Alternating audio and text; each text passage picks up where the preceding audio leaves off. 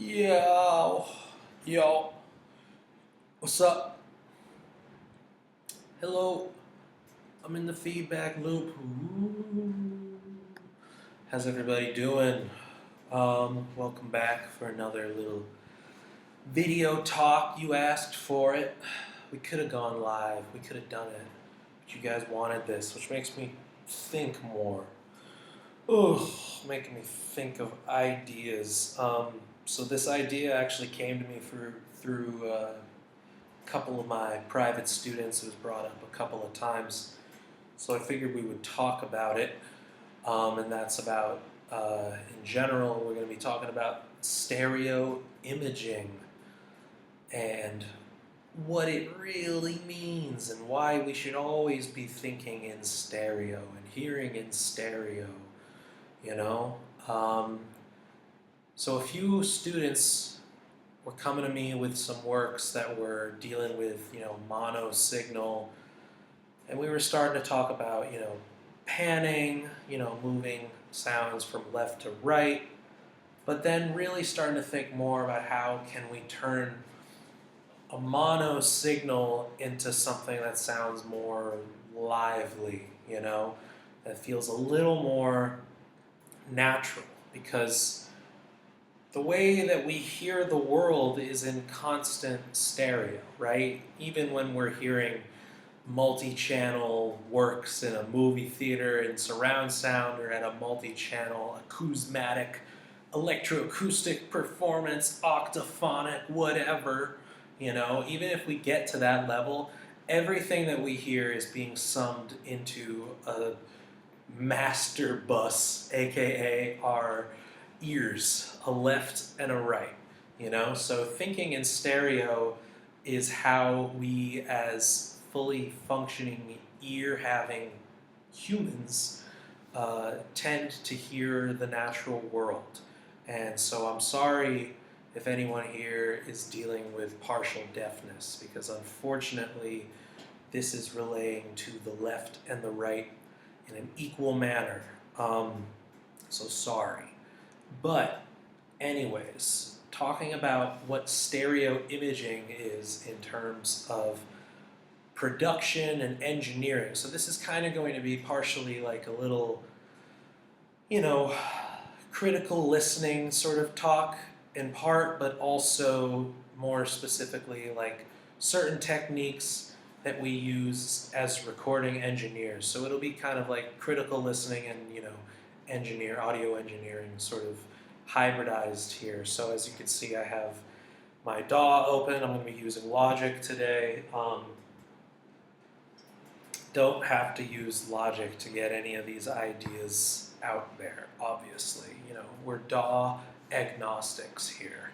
There is no one true God when it comes to the DAWs. But if you could find me the true God, I'll believe it, but I have yet to see it. There's something that Logic can do that Ableton can't do, that Ableton can do, that Pro Tools can't do, that Pro Tools can do, that the other two absolutely can't do, and et cetera, So there's not really one way to engineer as far as the software goes, so don't worry. But obviously, going to be using Logic here. And so what is stereo imaging from or what is imaging in general?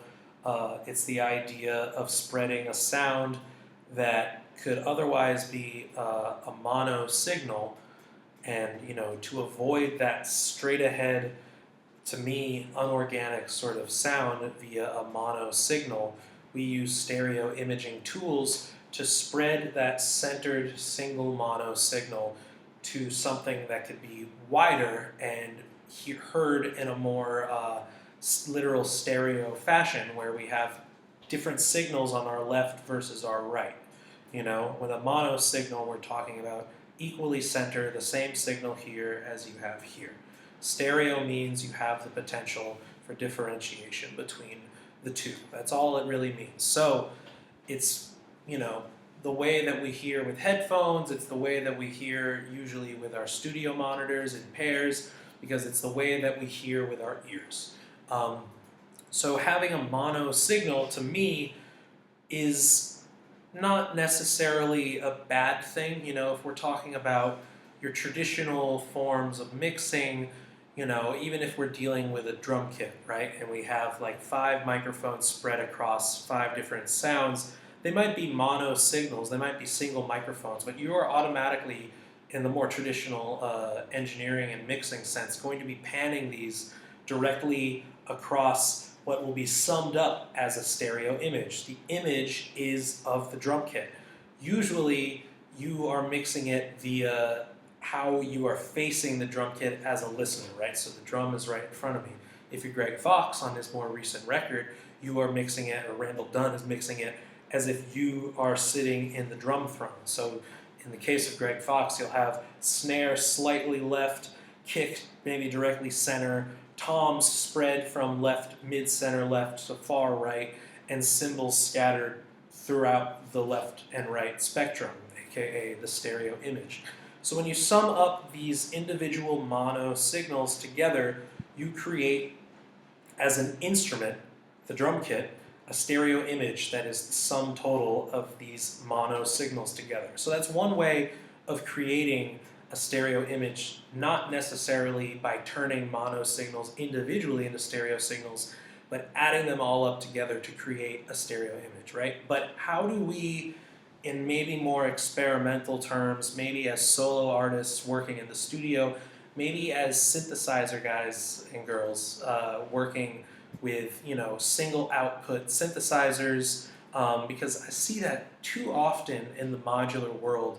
We have all these awesome little devices being summed up together and lots of things happening, and too often I see people not investing in like a stereo mixer DAC out.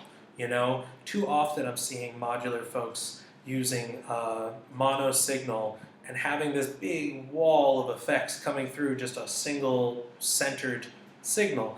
To me, that feels like we're not doing the process any justice. I feel like having more complexity to our mix, it is inevitable that you'll have to do some stereo imaging. You'll have to think about where not only certain instruments lie on a summed total of individual tracks in a multi-channel work or overdubbed recording, but thinking about on the individual molecular level and the hertz frequency level of a single mono signal. How can we spread it as far as creating a wider array across the stereo image? So to me, we're not even going to be really referring to this as stereo imaging moving forward. This is now, we're calling it your stereo imagination. Why? Because when you close your eyes and you're listening to these sounds, right, whether it is a full drum set mixed 5 parts across the left and right, or a single oscillator that has been using some sort of like DSP, such as a stereo spreader, to spread the individual hertz bands from left to right. So I can have all of my highs in the left and all of my lows in the right when I'm talking about just a single oscillator sound, like a square wave, for example. Because in a square wave, for as far as like just a raw oscillator goes, has a wide variety of frequencies. It has a lot of highs. It has that clicky, clicky, click highs, and it has a lot of lows as well, especially if you're going to be playing in the lower register of whatever your sequencer or keyboard is.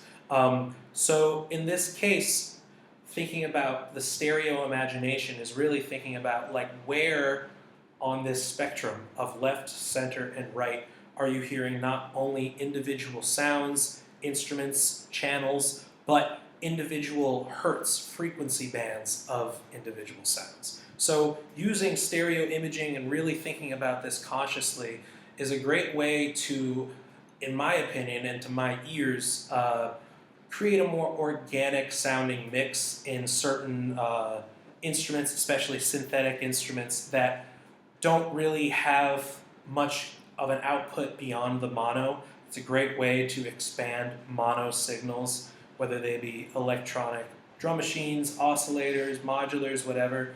even microphones such as the one I have right here. I'm going to show you some more experimental vocal recording techniques, but this is all relating to the stereo image. So let us begin by talking about mixing mono signal from, we can call it panning if you want, because I think we all would understand what panning is, moving something from left to right across the stereo image. We could call that the most basic form of stereo imaging, in the way that you're turning something that might have just been dead center and now it's having a little life to it, moving left and right. That's one way to create some sort of liveliness in a mono mix, and obviously the more motion you're adding to it, the more experimental and weird, honestly, the sound might be. So we're going to push that weird button a little bit and see what we can come up with utilizing a few different instruments I have here.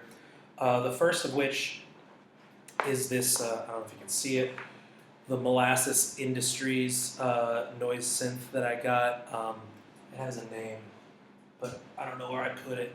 It's a cool little semi-modular noise box. It works as far as what it does on the inside. It has basically 4 oscillators sent to 2 individual audio DACs, or like output receivers, and then those 2 output receivers are summed into a single mono signal being sent through a little 3.5 millimeter headphone jack. So it's all mono as far as what is coming out of the box. No matter how many combinations, and as you can see, like banana clipped patching on patchings of these 4 different oscillators, creating all these crazy cool little modulations inside the box, they're still being summed as a mono out. Now to me, I love this thing, but I want it to have a fatter, more stereo sound. So there's a few things that I can do to really boost this thing up. So what I'm going to do is I'm going to turn it on. Move my phone here. Hopefully I don't make a huge mess. Ooh. What is this? Hold on. Let's move this cable. All right. So I have a little basic patch going. My wife actually helped make it. It's a good patch. So let's turn it on. Y'all can hear that, right? It's coming through. This crazy thing right here. Yeah, so this is actually, let's turn it off. Okay, we have everything right here. You can see this. This is a mono signal, right? Equally left and right, no matter how much I try to mess with it. Still mono. Sounds cool.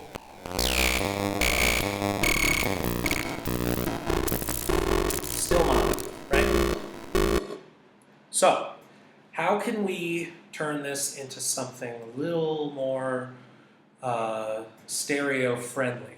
Now, we were talking about panning as the most simple format for thinking about what we can use to move something from left to right. Now, obviously, going into automation here, I could, if I wanted to, just pan everything here. We got volume, we got main, we got pan. I could, if I wanted to, just be like, boom, boom, right? Boom, make all these crazy pan things going on. And that would move it from left to right, obviously, but that's pretty manual. And to me, I'm looking for something that could really represent the liveliness of this crazy noise synth and these crazy oscillations happening, because it's not only something that I'm going to be improvising with by hand, but I kind of want to implement tools in software that can create a semi-improvised, or in this case, a randomized sort of output as far as where on the left and right and center spectrum the sound lies. How can we create something that is almost its own instrument in and of itself in the software to move something from left to right and to create sound that's mono, make it feel a little more panned out in a not not a very slow and programmed way, but in a way that you can kind of hold back, program it, just like you would program an instrument. So I have here a panner device, an auto pan device. This is the Pan Man by Sound Toys. It's pretty cool. What's really cool about it is that you can program it to, let's turn the signal back on so you can hear it. Turn it off right now. It's totally mono. But if I wanted to, I could program it to move from the left and right spectrum on a few different parameters. Ping pong would be just like moving ding dong, left, right, left, right, left, right. An LFO, a low frequency oscillator, would slowly oscillate from left to right. And you could either do a further left, further right, or centered oscillation. Turn it on. Now it's on a hard. Put it on a soft motion from left to right.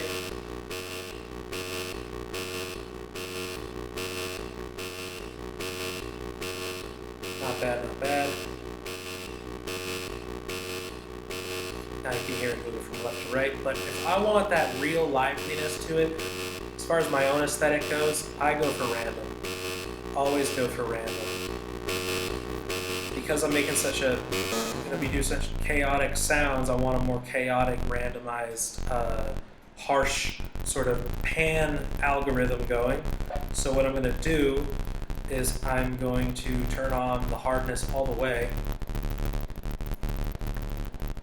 And I can make it faster. Let's turn it up.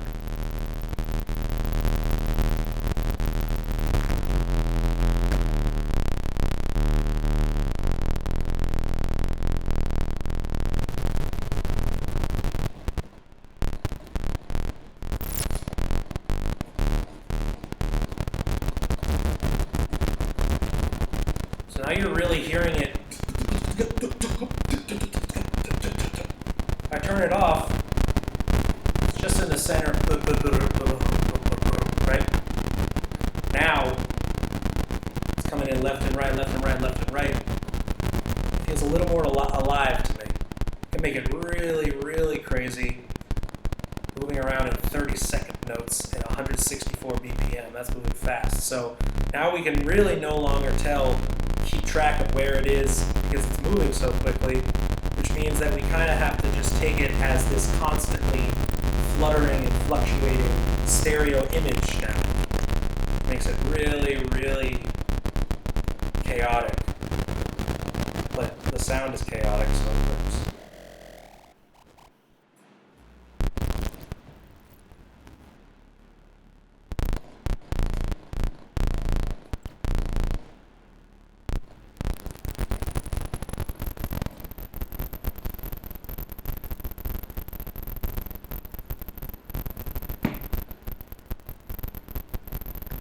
Cool. So, that is one way to make your stereo image as weird as possible. Let's record it real quick, and you can actually see the waveforms themselves actually moving in the left to right in some really crazy fashion. Let's turn it on again. Press record. Turn off the metronome.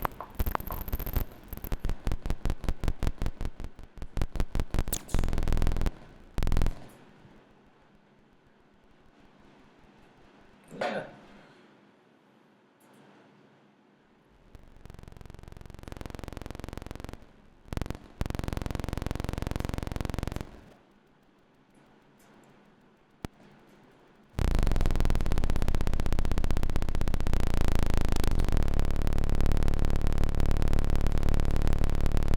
Let's see how much it's moving. All right. Let's turn that off and show our waves real quick. And you can actually see it's basically moving in really hard fashion in almost like a square wave shape at the edge of these waves going from left to right, left to right, left to right. And it's fluctuating so fast that now you're just hearing it as this constantly stereo oscillation, almost like a stereo tremolo. But how much is it moving from the left and how much is it moving to the right is randomized. They're never exactly the same each time. It's linear in that way, and that you have to follow it along and it will fluctuate, you know? Watching back on it here, you can see them bouncing left and right. So that's one thing we can do. I was talking again about one more thing that works really well as far as spatializing your stereo image and creating something a little wider, and that's a stereo spread at the molecular, hertz frequency level. So we're going to use something called a stereo spreader. Let me just make sure we're on the default here. I guess we are. Okay. So what is a stereo spreader, just like by looking at it, for those that might not know what it is? I mean, you can tell these numbers here, 20, 50, 100, 200, 500, etc., this refers to our hertz, right? So it's kind of like an EQ on the x-axis, but the y-axis, going from top to bottom, is more similar to our stereo panning automation line, in which the top half refers to our left channel and the bottom half refers to our right. So if you look at this, what this is telling me is that 0 to 20 hertz is happening only on the left. 20 to 50 hertz is happening only on the right. 50 to 100 hertz is happening only on the left. 100 to 200, 200 to 500, 500 to 1000, 1K to 2K, 2K to 5K, etc., etc. They're moving as far as how they're programmed. You're hearing the frequencies spread by their bandwidths as far as left and right. Now, how far to the left and how far to the right? In this case, we have no sharing of individual frequencies. They're all individually spread out. You can turn down the intensity for these things with, by lowering the integers, but what it really is referring to is, the higher the integer, the more exclusively you're going to hear this bandwidth of frequencies in the left versus in the right. And with a very, broad spectrum of frequencies being heard with a noise device such as this dealing with, feedback and square wave signals, you're going to hear a lot more of the spread instantly when we hear this in stereo. So when we hear this with the stereo spreader on. So let's hear it just with this. It's off right now.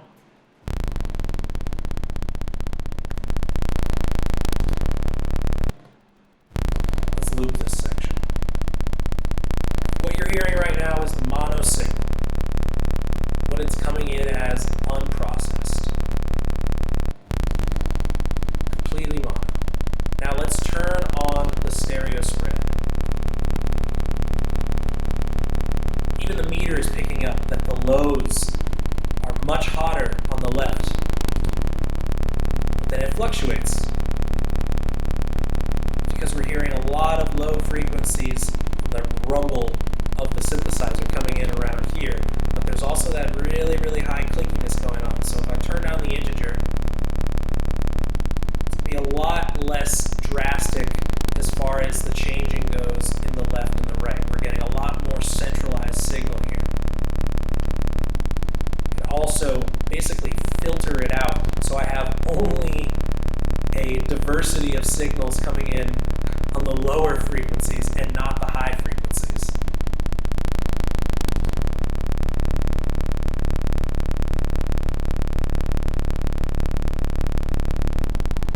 You can hear that filter sweep there.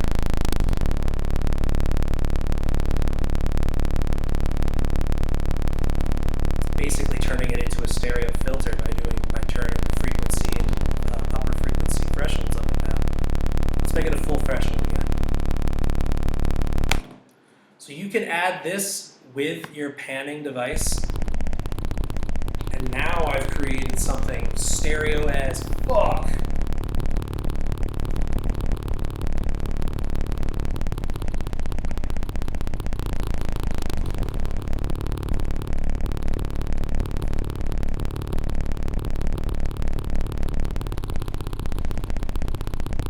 Random AF and stereo AF. Very cool. Now that's just one example of an instrument. What if we wanted to do something has a little more, harmonic or pitch materials to it? That's a pretty extreme example of an instrument, right? Dealing with something that's like basically exclusively clicking noises the way that I've patched it right now. So what I got here is another little example of a homemade synth. This is the Light Synth by Rucci Electronics. Michael Rucci's got like a cool Etsy page. Check him out. Really cool homemade electronic gear. So I'm going to plug it in. The way that it works is it has 3 oscillators controlled by 3 potentiometers that are all light sensitive photoresistors. So you can control it by putting it directly in a light, or you can use like a flashlight to control it directly. You can leave it out in the sun and hear the pitch shifts, because what the photoresistors are doing is shifting the oscillator's potentiometer on the pitch. So you can hear a lot of different signals here. Let's turn it on now. Got that, got that.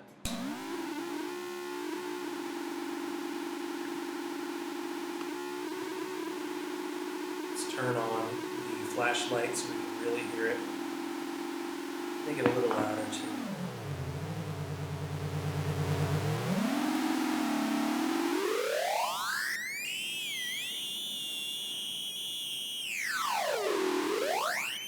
More light, higher frequencies, right?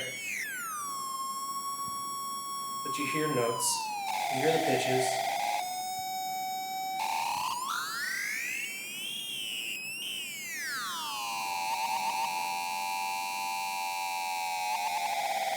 And there's nice light-controlled modulating going on here. But still a mono signal, right? How can we have 3 oscillators here and not do them justice by putting these 3 oscillators in some sort of stereo mix? It doesn't feel right to me that we have such a beautiful, multi-voiced instrument coming in and through a single mono output. So what are we going to do? First, let's turn on that spread here. I have a very hard spread right now. You have all the low frequencies on the left and all the high frequencies on the right. And that is why my right output is looking crazy higher right now.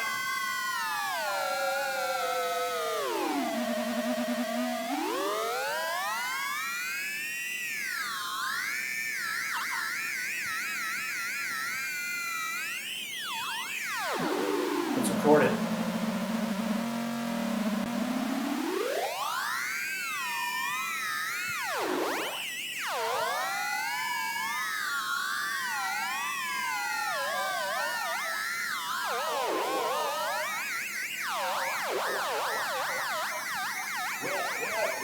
Okay.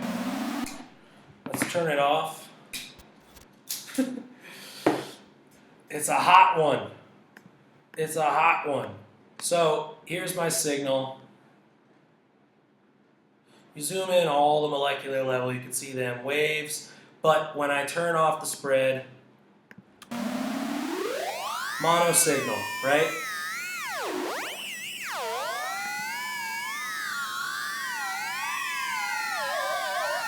Let's turn on the spread. So much wider now. Let's add some more bands to it. Turn this on loop.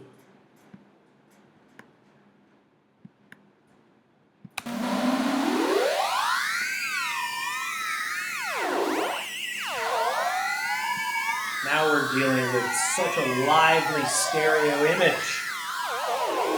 On, off. On, off. On, off. What we're doing here is we're adding to a virtual space. All these effects, all that we're talking about as far as stereo imaging, I believe that stereo imaging and reverb sort of stand in this category of like spaciousness emulators, spatial emulators, we hear all sounds in a space. When we record DI instruments or we record in a studio with like a ISO booth or whatever, we are dealing with intentionally like spaceless sound. We want it to be raw with no partials in the room. We want it to be as, in the box sound as possible so we can fuck with it as much as possible in post-production when we mix it, right? But all we're trying to do when we're mixing it is just creating a virtual space for the sound. You could be singing in a big church and have that natural reverb, but when you're in a recording studio, it's not going to be there. So you might use something such as a spatial effect, a stereo imaging effect,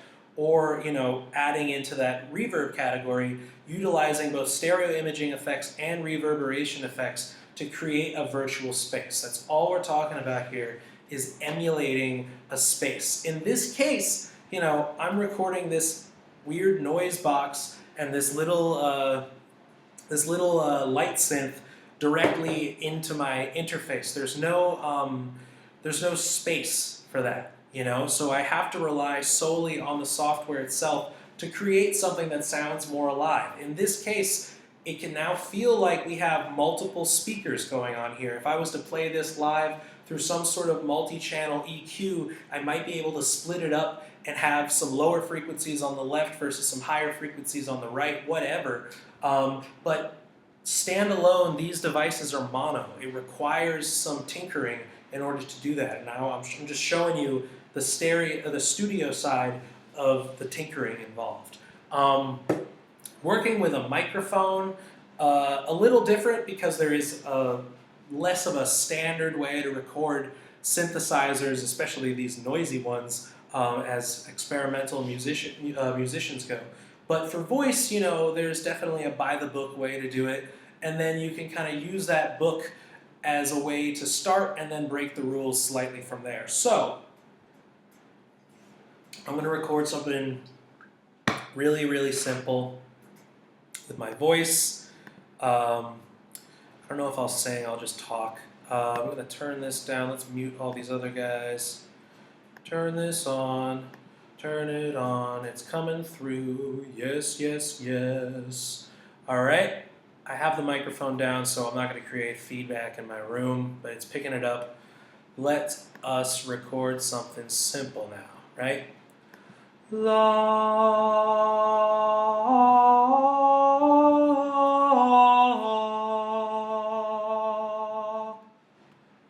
See, you get a little bit of my vocal chops in there. Hopefully it wasn't. It always sounds better in my head, but that's how our brain works, right? So you're looking at a mono signal, right? Just like all these guys here, you got mono, mono, and mono. It's a quiet one here.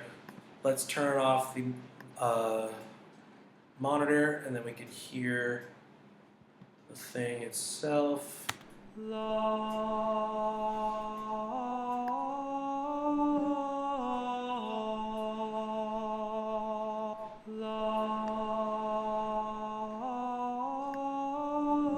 Mono. So, obviously you would add your basic channel strip to it. I'll just go through here and just friggin' put a decent channel strip on it. Preset. I don't have time to make my own right now.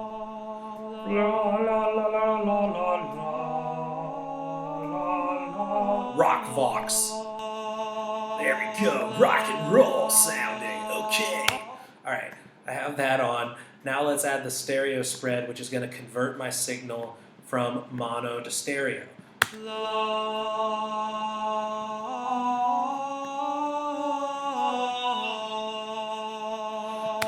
Why would I want to maybe mix out the lows of this? Well, because my voice is not really hitting those lows. I am not a basso profundo vocalist, which means that I'm not really going to be singing lower than 100, maybe 75 hertz. Everything else is just, and I wasn't singing like that. So the real meat of my voice is in the mids and the highs, obviously. What I could do is kind of mix this up a little bit so I have more diversity and complexity in my stereo spread in the higher frequencies where my voice lies, and less of the spread in the mid-lows. Let's hear it again. Off. Make the integers bigger if you wanted to.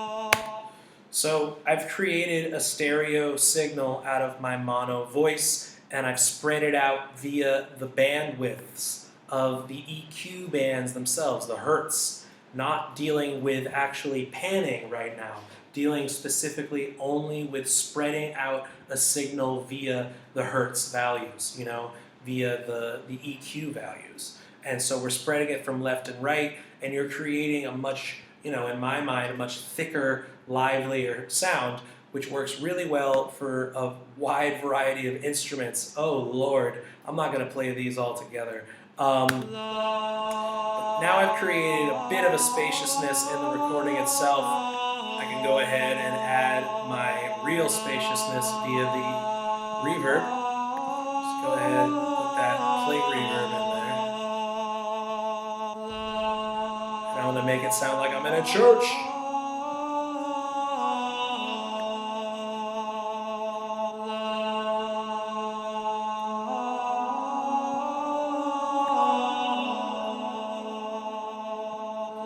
This leads me to my last point. Signal flow when it comes to spaciousness and creating more spatial designs from mono signals. Please, I'm not super conservative when it comes to a lot of ideas in the audio world. I think rules can and should be broken, but there is one rule that I don't break in my own work, and that is where you put your time-based effects versus where you put your channel strip and then your stereo spreading effects. The time-based effects, and in this case specifically reverb, is going to come at the end of your chain.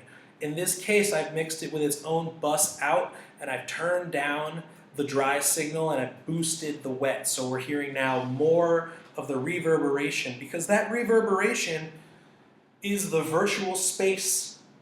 It's the final thing you're hearing, right? Obviously, if you're sitting in a church and you're hearing a choir in the front row, you're going to hear much more of the spatial imaging and the stereo imaging as far as where individual singers are on stage, especially if you're right in front.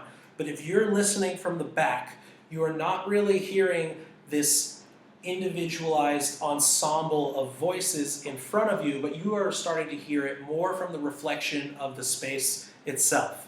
In this case, our reverb is emulating that final result, hearing it from the back, because I'm trying to create as dreamy and church-like and atmospheric a mix as possible in this case. So we're hearing it from the back of the room. And what reverb is just reflections of sound in a room. You're thinking about delay on delay on delay happening thousands of times per millisecond, happening so fast that now you're no longer hearing them as individual echoes, but you're just hearing them as a massive sound of reflections in a room.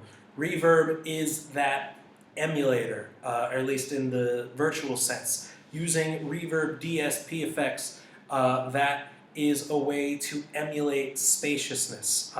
Just like the foreground of our sound coming from where we hear the individual frequencies, because you have to be close enough to a sound and more directly in line with it to hear that stereo spread of an ensemble, right? But when we're talking about mono signal in studio, a synthesizer, a voice, it is up close and it is mono. There is no differentiations happening as far as left and right. So the foreground is our channel strip. It is how we mix the sound directly coming into our ears without any time-based effects such as reverb to create that final link in the chain as far as signal flow goes, to create that final breadth of ambience, of spaciousness, you know?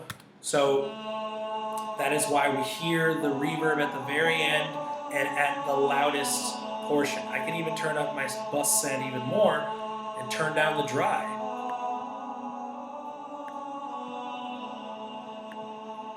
And if I want to boost my wet even more, just add a little bit of gain on top of that, a little driver.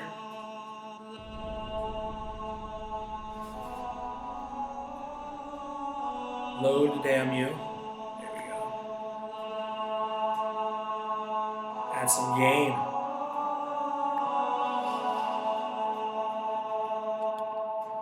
So, stereo spreading, reverberation, two equal halves in this pizza pie medley we call stereo imagination.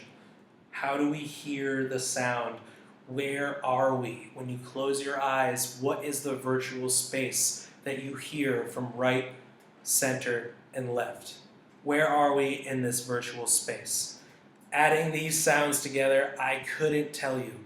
They're all unrelated to each other, but fuck it. Let's hear these things looped out weirdly and horrifically.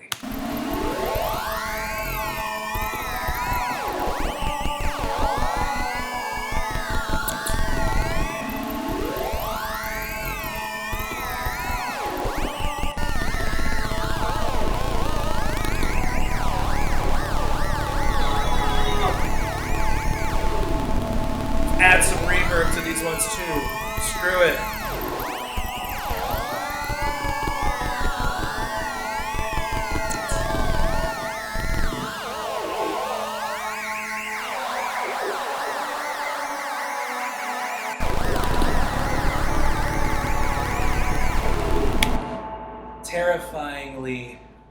Terrifyingly stereo, terrifyingly ugly.